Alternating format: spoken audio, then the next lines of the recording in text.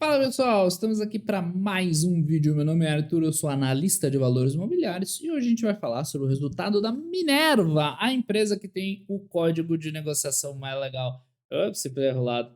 Da Bolsa no Brasil, BIF, né? Porque é uma empresa que produz proteína animal, a famosa carne, né? Eu detesto esse nome proteína animal, mas enfim, né? É melhor falar assim, ó, empresa de alimentos, carnes e derivados, tá?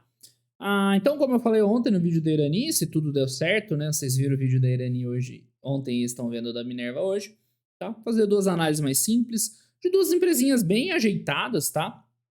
É, embora a Minerva seja um pouco mais, né, uns steroids que a Irani, mas são empresas que não são talvez tão conhecidas, essa talvez um pouco mais, mas que são interessantes, tá? A Minerva, ela é meio apimentadinha também, tá? Ela não é uma empresa tranquila igual a Irani. Então, mesmo, né, vou tentar falar isso todo o vídeo antes do começo. Não é uma análise tão difícil a da Minerva, mas também não é tão para iniciante igual a da Irani. Mas dá para botar no bolo aí. Você que tá começando, pega a Minerva aí que você vai entender ela também, tá? Por que eu tô comparando ela com a Irani e parece um pouco também? São empresas de um porte menor, né? Você vê, isso nem tá tão pequeno o valor de mercado dela. Mas o principal é que elas estão em setores aí comoditizados, de produtos cíclicos, né? No caso da Irani, papel, embalagem, né? Barra celulose, né? Sendo que ela vende basicamente papel mesmo. E aqui carnes, derivados e coisas do tipo. Mas qual que é o ponto em comum das duas? Elas são muito menos complexas e complicadas, fáceis de entender e, na minha opinião, melhores do que os pares delas que são mais conhecidos no mercado. Então, todo mundo já deve ter ouvido falar da JBS Friboi e da Brasil Foods, que são empresas também que trabalham com carnes derivadas, mas essas empresas são cascuda de entender. Cara, é difícil, tem uns momentos que você olha que parece que tá bom, mas eu acho muito complicado, tá? A Minerva é muito mais simples, por quê? A Minerva tem uma operação muito mais simplificada. Então, a Brasil Foods e a JBS são os gigantes que estão desde ali, né, bem do começo, tem produção própria de vários dos animais ali, né? Então, elas, primeiro, não trabalham só com bovinos, tá? Trabalham com vários tipos de carnes diferentes, várias criações diferentes. Várias das criações são integradas, ou seja, eles criam o bicho, né, fazem um abate, produzem o produto derivado lá, pode ser hambúrguer, salsicha, o que for, tá? Até pratos prontos, congelados, né? Enfim, então não conhece as marcas aí da Brasil Foods, né? Sadia, Perdigão, as mais famosas. Então elas estão do começo até o final da cadeia. Entra muita coisa nessa confusão. Entra preço de grãos, porque é a ração dos animais. Aí entra a criação dos animais, como é que tá. Elas exportam muito. A Minerva também exporta, né? Então entra um balanço aí de mercado externo, mercado interno violento. Entra embargo para tudo quanto é lado, né? Vocês estão vendo aí a questão, que estão falando de vaca louca de novo. Entra produtos ao consumidor, entra marketing na gôndola do supermercado. Cara, então é bem complexo, tá? A Minerva é muito mais simples que elas, né, em vários sentidos. Primeiro, a principal é a carne bovina, embora agora eles entraram com uma operação lá de ovinos na Austrália, tá? Eles já tinham uma outra coisa de ovinos, né, carneiros, enfim, algo do tipo. Nossa, eu já trabalhei em inspeção sanitária né, no Ministério da Agricultura, inspeção sanitária de abate de animal, então eu não posso falar besteira aqui não. Mas, enfim, mas é principalmente a bovino. Então, eles têm uma operação muito menos complexa, ou seja, eles compram a boi, fazem o abate e um processamento bem simples, tá? Então, a Minerva tem produto processado? Tem, mas é muito menor a complexidade do que uma Sadia da vida que faz, né? Vai derivando e vai fazendo um produto bem para o consumidor do final. Aqui eles vendem uma carne muito mais simplificada, tá? É um processo muito mais simples, é um processo fabril mesmo. Embora tenha um outro produtinho que tem uma marca lá, você compra aquela carnezinha embalada a vácuo e tal, você vai achar uns da Minerva, mas é menos, tá? É uma operação mais simples. Então eles reduzem muito o impacto que tem de tudo aquilo que eu falei, de marketing, de propaganda, de poder de consumo, né, lá do consumidor final, de preço de ração. No final das contas, a Minerva também opera um spread entre o preço do boi e o preço da carne, né? Pelo menos de atacado ali, né? Seja de exportação, seja aqui. No lado da exportação, embora ela seja muito exportador, mas o que ela tem que é muito legal? A Minerva tem produção em vários países da América do Sul, tá? Não é só no Brasil, ela até é grande em outros países. E agora na Austrália tá entrando. Ou seja, isso aqui é um negócio legal que talvez vocês não conheçam, eu conheço porque por acaso trabalhei no Ministério da Agricultura. Esse negócio de proibição, de embargo, de coisa sanitária, meu amigo, é uma confusão. É uma confusão. Muitas vezes tem nada a ver com sanitário, é mais questão comercial, aí você põe culpa no, né, num acontecimento sanitário qualquer, mas você tá numa guerra comercial. E o que acontece? É guerra país contra país, tá? Então, cara, não tá querendo saber se é Minerva, se é Brasil Foods. É, sei lá, a Rússia lá resolveu reduzir, né? Quer dar uma segurada na importação no Brasil, fala que tá suspensa a importação. Né? E aí as empresas se ferram. Mas o que acontece? Como a Minerva tem operação na América do Sul inteira, ela consegue gerenciar isso aí. Porque a Rússia embargou carne do Brasil, mas ela produz lá na Argentina, no Uruguai, ela manda via Uruguai. Fala, ah, não, China tem bons acordos com o Brasil. Fala, então manda do Brasil para a China. Então ela consegue fazer uma gestão muito boa, né, de driblar essas barreiras e tal, sanitárias, entre muitas aspas, fazendo essa gestão de onde vem a produção deles, de onde vem a cultura. Então isso aí é bem legal, tá? Ela consegue ter um resultado mais interessante. Então por isso que eu acho a Minerva a melhor das empresas de carne e derivados. Até deixei meu canal aqui, ó. Tem vídeo dela aí um ano atrás, mas a primeira vez que eu falei foi lá em 2020, tá? Falei de JBS de Brasil Foods e eu comentei que a Minerva eu gostava. Vamos ver quando foi. Nossa, eu tinha o cabelo curto antes dele crescer aqui. Quando foi 8 de dezembro de 2020, né? Então, ó, pô, já faz tempo, né? Teve 2021 inteiro, 22 inteiro. Estamos no começo de 23. E nesse vídeo eu já falo, ó, a Minerva para mim é mais interessante, mais legal. E de fato ela teve um resultado bem bom aí nos últimos anos. A cotação é sempre um caos, mas né, de 2020 aí para cá. Foi dezembro de 2020, né? Então foi aqui mais ou menos que a gente viu. Pô, teve uma evolução relevante, né? De 8 tava rodando lá nos 15. Aí vê as histórias da vaca louca que eu já explico aí, tá? O pouco que eu sei explicar. Enfim, voltando aqui para Minerva, então o lance dela do negócio é esse. Ela ainda acaba sendo um pouco cíclica. Você vê que o mercado é muito louco na hora de precificar ela. De fato, ela teve uns anos meio perversos aí, né? Que ela rodava com uma dívida muito grande e tal, não pagava provento, mas ela deu um overhaul lá, um turnaround, para usar estrangeirismo desnecessário, violento nos últimos anos, tá? Equacionou bem essa dívida. Hoje, esses 2,4, né? O ajustado deles é menor, acho, 2,1. Tá bem bom, tá? Porque a empresa já teve dívida brutal.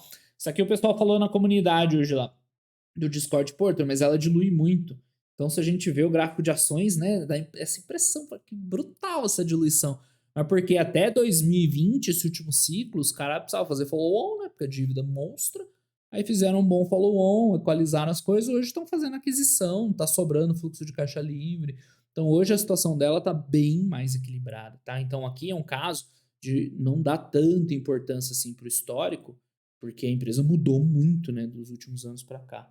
Em termos de resultado, não tem muito segredo, né? Um negócio, como o negócio dela é mais simples, também não tem muito onde enfiar a margem, tá? Claro, a margem líquida, ela não é o melhor indicativo aqui do negócio, mas também tem que cuidar com a margem EBITDA, por quê? Porque boa parte do que está consumindo o resultado é o resultado financeiro. Então não basta só pegar esse EBITDA e falar, ó, esse é o resultado real da empresa. Não, o resultado financeiro é bem real, tá? Ele come muito.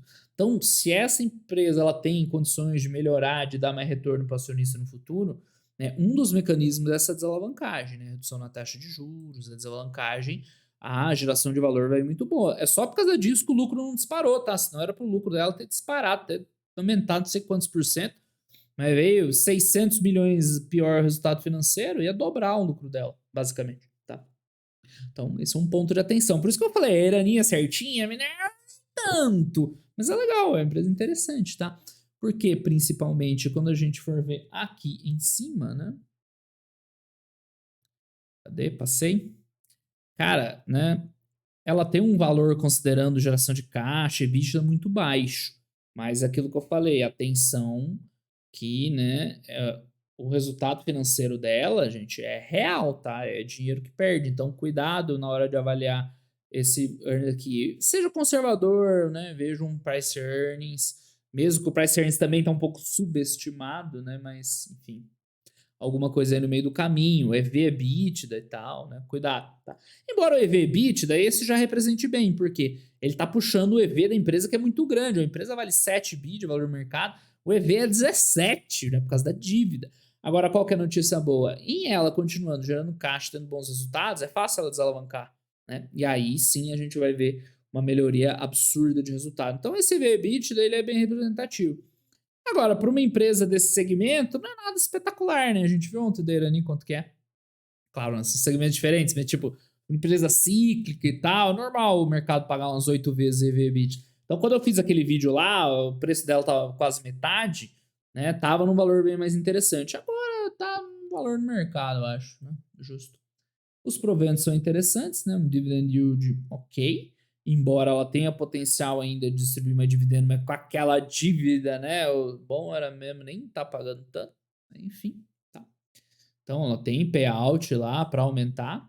As margens são justas, mas cara, isso aí faz parte. A margem líquida tá um pouco mais baixa do que deveria mesmo, porque principalmente o resultado financeiro, acaba que ela tem bastante depreciação. A depreciação não é pequena. Mas o ponto é, mesmo com essas margens baixas, a geração de valor é grande. Por quê? Porque ela receita muito. A empresa de 7 bi de valor do mercado, a receita é 31. Então você vê um price sales dela, é ridículo, né? Cadê o price sales? Geralmente a gente quase nunca olha, né? Mas para esse tipo de empresa, dá uma diferença grande. Cadê? Ué, só porque eu falei, não tem? Por algum motivo não tem aqui o price sales dela. É absurdo, né? Aqui, ó, preço sobre receita. Eu tô com a cabeça de empresa estrangeira. 0,2, velho. Isso é bizarro. Total, total, total, empresa. Esse price sales ratio aí tão baixo. Eu pego o ratio. Nossa, pega o ratio 8. Meu Deus do céu. Tem que cuidar um pouco esses indicadores, né? Vai com calma. Mas enfim, onde é que a gente tava? Essa aqui tá subestimada, essa margem, mas ela gera ainda muito valor porque a receita é muito grande da empresa, tá? Tá, a questão do FCO, a gente dá uma olhadinha lá, uma empresa bastante mobilizado, tá? O ROI acaba ficando alto porque o patrimônio líquido dela é anormalmente baixo, porque, enfim, né, tem essa distribuição, dividendo, teve follow-on. Tá meio confuso, né? Mas, tipo, esquece esse ROI aí, velho, pelo amor de Deus. Isso aqui não é representativo. Isso que eu falei, né? A Minerva não é fácil de analisar. Ela é muito mais fácil que a JBS que o Brasil Foods, isso é verdade, mas já tô revendo aquele negócio que falei no começo do vídeo. Para iniciante, tem coisa mais fácil, tá? Mas o resultado dela melhorou muito nos últimos anos. O lucro por ação, você vê que não aumentou. Olha o impacto da diluição, né? O lucro por ação mal subiu, né? 5% no ajustado, quando o lucro mesmo subiu 17, 20. O lucro líquido aqui, 25. Isso aqui, ó, impacto direto da diluição. Então eu sei que tem lugar por aí que fala que diluição é irrelevante, mas, cara, que bobagem tremenda, né? Diluição faz um estrago bizonho para o acionista. Mas a notícia boa é que daqui em diante não tem muito por que ela emitir, né? Diluir mais o acionista. A dívida já está entrando controlada, ela fez uma aquisição grande agora para começar a contribuir com o resultado. Tá praticamente sob controle. E a alavancagem é aquilo que a gente falou. Esse valor, não sei de onde os caras puxaram, né? Tá meio fora da realidade. É uns 2 e pouco aí, tem que ver lá de onde vem os dados. Mas enfim, vamos ver a apresentação, que eu falei que o vídeo ia ser mais curto e daqui a pouco ele tá gigante de novo, tá? Vou deixar aqui. Vamos ver os itens todos com calma, tá? O que eu falei que eu ia dizer aqui? Sobre CAPEX, né? Ela naturalmente não tem um CAPEX alto, tá? É um CAPEX ok, uma operação mais simples, não precisa investir tanto assim. Agora que ela tá com essas plantas novas lá na Austrália, talvez aumente um pouquinho, tá? Mas eles fizeram, acho que um ajuste, vamos ver aqui na apresentação, lá na empresa que eles compraram, mas enfim, é uma empresa de boa de CAPEX também, tá? Qual que é o grande problema dela, já que a gente tá falando aqui da geração de caixa? É o fluxo de caixa financeiro, né? É o resultado financeiro. Tem impacto de câmbio aqui e tudo mais, mas tem custo de dívida pesado também, tá? Vamos lá. Então, o resultado agora do quarto tri e do ano fechado de 2022 foi um resultado positivo, tá? Crescimento no ano de receita, de EBITDA também. Cadê o ano 2022? EBITDA crescendo, uma margem legal. Aqui eles estão comparando. A ALC é a empresa que eles adquiriram lá na Austrália, de como que é caprinos, né? Carneiro. Lá vai, eu vou falar bobagem, né? Então, considerando essa empresa que já é deles, né, seria um EBITDA de 3,1 bi. Então, você vai ver que vai crescer uns 10% o EBITDA a aquisição. E eles falaram que tem bastante sinergia, que eles podem usar canais de vendas, né? Isso aqui pode crescer no futuro, tá? Então, a estrutura de capital, frente ao que era, tá muito boa, tá? A dívida líquida deles ajustada, contando o EBITDA de aquisição, tá 2,15, que já é bem bom, tá? Né? É claro, é 2 vezes, não é zero. Mas para quem tinha 6, 7, né? Eles falam com o maior orgulho que agora tá 2, tá? Enfim, mais alguma coisa? Ó, a exportação é 60% da receita, né? É importante a exportação. O lucro líquido veio 10% acima, mas lembra da análise que a gente fez, né? Só por causa do resultado financeiro, porque senão tinha dobrado. Tá? Então a empresa está num momento operacional muito bom, o fluxo de caixa está legal, tá entrando dinheiro, tá fazendo frente a. O dinheiro, esse fluxo de caixa livre já é descontando CAPEX, descontando pagamento de dividendos, descontando dívida líquida, desculpa, juros da dívida, tá? 600 milhões no ano. É óbvio, pode ser melhor a hora que eles resolveram essa dívida aí, o custo da dívida principalmente. Mas tá gerando dinheiro, né? Vamos lá. Então eles fizeram a aquisição dessa Australian Lamb Company, né, a ALC, tá? E, enfim, né, fechou agora, então não tá contribuindo com o resultado, embora, se eu não me engano, eles já pagaram tudo, tá? Se eu não tô bem enganado. Enfim, vão pagar um dividendinho aí, outros investimentos, algumas coisinhas aqui, tá? Então, o overview do negócio que eu já tinha explicado, eles têm, né, eles trabalham na América do Sul quase inteira, né? Colômbia, Paraguai, Argentina, Uruguai. Então, eles conseguem fazer essa gestão aí de onde manda para qual lugar, tá? As exportações, eles exportam principalmente para a Ásia, sendo que o disparado maior é a China, tá?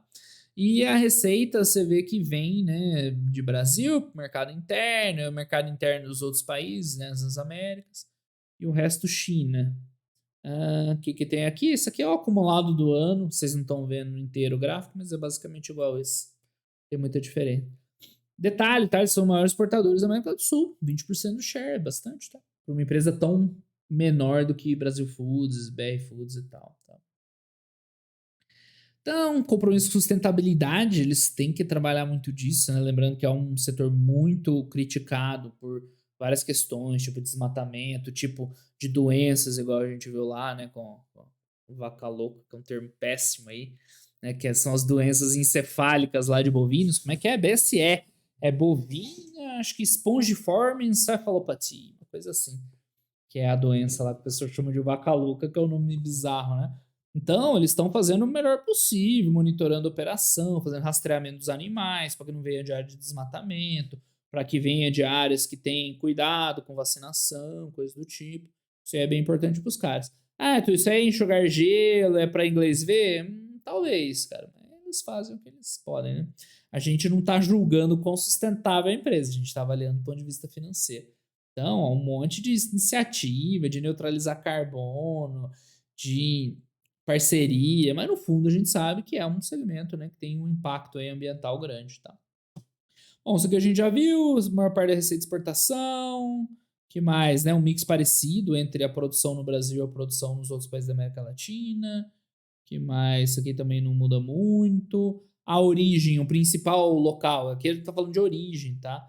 Então, o principal local de produção é no Brasil, tá? 40 e poucos por cento, quase 50.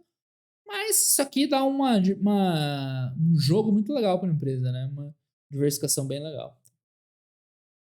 Aqui vai ser. Aqui é quarto trimestre, que é 2020 a diferença. Tá? Então a receita ela veio um pouquinho abaixo. Por que veio um pouco abaixo no quarto tri? Porque a China, para quem não viu ali, né, uns slides atrás, é o principal comprador, disparado, né? E ela teve lockdown, né, no final do ano passado. Então, os caras lá, muito estranho, né?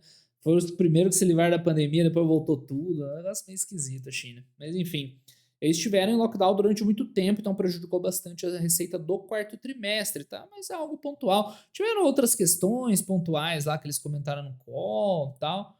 Mas olhando, né, estamos fazendo uma análise mais simples, foi um ano bem positivo. A tendência isso aqui é dar uma retornada logo aqui em 2022.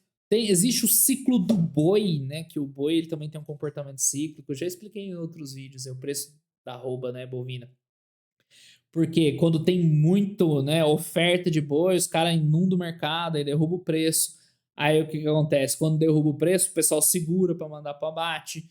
né? Aí começa a ter o efeito anterior, mas tem um impacto nas matrizes. Então, quando o preço tá alto, a galera abate matriz também, fêmea, tudo lá, vão ganhar dinheiro. Aí, sem matriz, os rebanhos naturalmente eles enxugam, né? Então, aí você tem um aumento, né, diminuição da oferta, aumento do preço e tudo mais, né? Então é bem cíclico. Eles explicaram onde a gente estava no ciclo do boi lá, mas nem prestei tanta atenção. Enfim, o crescimento do EBITDA foi bom, tá? 20%. A margem deu uma apertadinha, tem o que melhorar, né, com esses resultados, mas ao longo do ano o resultado foi bom. Tá? A dívida líquida é aquilo que a gente comentou. Se você olhar assim, parece que é alta, mas pro histórico da empresa está bem sossegado. Fazendo os ajustes aí, né, vai dar 2,15, tá aqui, ó. Pega a cadeira, 2,15 vezes. Mas a gente viu que o resultado financeiro ainda compromete bastante o retorno para o acionista, né, o lucro líquido, ou mesmo a geração de caixa. No qual eles comentaram alguma coisa, não, a empresa está sempre buscando uma estrutura de capital mais, né, mais sólida e tal. Esse ano teve aquisição e tudo mais, né? Mas o importante para ela seria que, de fato, ela conseguisse. Olha só o que aconteceu do endividamento, se você olhar aqui, parece que, né, tá melhorando. Não, o endividamento tá exatamente o mesmo. Tá? O que aconteceu foi que o EBITDA subiu. Então, dívida líquida e EBITDA deu uma diminuída, tá? Claro, esse foi um ano de aquisição, a empresa pagou bastante dividendo, mas, né, essa era uma empresa que podia pagar um pouco menos de dividendo. Eles já vão falar aqui o lance do payout deles lá, cadê? Nossa, estou passando aqui, né? Então, eles têm uma política de pagar 50% quando tiver uma alavancagem abaixo de 2,5 vezes, que é o situal, né? Eu acho que elas poderiam ser mais conservadoras aqui, mas enfim, a gente não consegue mudar as empresas, né? Tem que aceitar como elas são. Tá, que já foi, então o resultado líquido foi um ano bem positivo. O quarto tri foi fraco por conta daquilo que a gente falou lá. Mas em termos de geração de caixa, mesmo assim, o quarto tri foi bom, tá? Geração de caixa é legal. Né? Tem o capital de giro igual maluco, né? Varia muito, tá? É que a gente consegue ver uma avaliação melhor aí dessa visão caixa. Então, pegando o EBITDA do trimestre, né? A gente vê que, enfim, teve uma diminuição principalmente do resultado financeiro, que isso aqui ainda incomoda a empresa. Enquanto tiver taxa de juros alta, vai pesar. Mas teve a aquisição, né, o pagamento da aquisição, ou seja, né, acabou que o fluxo de caixa foi negativo por causa da aquisição, mas o financeiro incomoda, tá? Olha aqui no anual, né, como ele tira quase metade do EBITDA. Então, né, porra, a empresa podia se esforçar um pouco para reduzir esse endividamento, ia sobrar muito mais dinheiro para acionista, né? Esse é o principal desvantagem dela, assim, disparado para mim. A análise da empresa é esse, né? Fica muita grana preso no capital de giro, no resultado financeiro. Ela pode falar que o endividamento diminuiu, desalavancou, mas isso aqui machuca ainda, tá? Ai, ai, vamos lá. Tô cansando já. A dívida líquida, não tem muito segredo, né? Ficou mais ou menos igual como a gente viu. O índice diminuiu, beleza, mas ainda come muito, né? Eles têm ainda custo de hedge e tal. É pesado, velho, o custo dela, tá? Mas, assim, é uma dívida bem espalhada, tá? De longo prazo, tá? Como ela é em moeda estrangeira, boa parte tem um custo, no final das contas, em real, que não é tão alto assim. Não sei se tem aqui na apresentação em algum lugar. Mas ainda pesa, né? Não tem jeito, ainda pesa. Então, isso aqui eu tinha falado lá, político de dividendos, vamos meter 50% de payout, né? Mais 200 milhões, a galera adora. Mas você tem que ter essa noção. Se essa grana, tudo bem, vai, 200 milhões, ia fazer cócegas nessa dívida líquida aqui de 6, 7 bi? Não, né? Então, assim, não é isso que está, né, segurando a empresa, né? É isso que tira a rentabilidade. Ela pode fazer uma gestão melhor da dívida no futuro, mas vai vir principalmente da geração de caixa, né? Não segurando os dividendos. Agora, quando o lucro líquido finalmente dá uma melhorada nessa alavancada, aí sim ela pode pagar um dividendo demais, né? Enfim, vai. 600 milhões, né? É que se ela não paga mais 200, vai dar 600 milhões esse ano também. Então, se ela não paga o ano passado nem esse, já 1,2 bi, né? Aí já é mais dinheiro. Então, enfim, vocês sabem a minha opinião sobre dividendos. E é isso, pessoal. Essa é a Minerva. Como eu falei ali, né? Vamos voltar lá para fundamentei. ela é muito mais simples, mais fácil que o Brasil Foods e JBS e melhor, na minha opinião, tá? Mas também não é tão fácil assim de analisar. O principal ponto é esse, tá?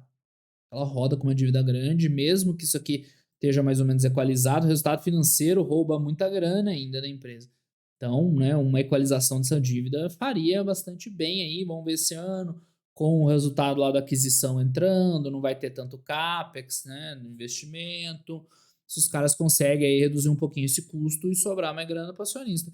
Mas, fora isso, é uma empresa ok, evoluiu bem, tá com bons resultados, o negócio é legalzinho, tá? Os indicadores a gente viu tá valendo, né, um valor ok, né? Mas, enfim, comparando com a Irani de ontem, a Irani é mais de boa, né? A Minerva, para quem já tá mais querendo aí assumir aí um pouco mais de emoção, é uma empresa bem interessante também, tá? Mas assim, se você for pensar nesse setor, com certeza, né, para mim não tem como comparar com as outras, tá? Então é isso aí, pessoal. Esse foi o vídeo da Minerva Food. Ah, eu falei que ia falar da vaca louca, né? Para fechar aí, o que acontece, tá? Essa doença, eu vou falar de uma maneira bem simples, né? Em parte porque eu também não entendo tanto, não é o objetivo aqui. Mas é uma doença séria, tá? Lá na Europa teve, principalmente o Reino Unido, lá uns casos graves. É uma doença importante, tá relacionada com o material encefálico e tal lá, utilizar para ração de outros animais. Então, um prion lá, enfim, é um bagulho sinistro, tá? Então, ela é controlada a rédea curta. A gente teve um caso agora recentemente, teve um outro antes no Brasil, tá? Mas não é um negócio tão, não é um negócio sistêmico, tá? Então, aí as empresas vão. As empresas não, né? Os produtores lá, a parte de vigilância, tem umas medidas que eles têm que tomar para garantir que não é algo sistêmico, não é algo que vai se repetir, que vai se alastrar. E estando tudo em controle, a empresa segue vendendo normalmente. Então, ela já falou que a maior parte das exportações está ok, só com a China que eles precisam ajustar alguma coisa, porque a China tem um protocolo mais rígido, mas que eles acham que não vai ter impacto de longo prazo, tá? Então, para a galera não se assustar, já que, tipo, o dia que saiu a notícia, essas ações perderam quanto de valor, velho, de mercado? Foi de 14,15, né? Foi de 15 para 10, 11. Então, você vê que o mercado, ele, né, overreact demais, né? Isso a gente já falou bastante, tá? Não é nem perto disso o impacto de longo prazo para eles, tá? Agora sim, podemos terminar. Excelente domingo aí para todo mundo. Amanhã tem live, terça tem live. Vambora aí, pessoal. Um grande abraço a todos e até os próximos vídeos. Valeu!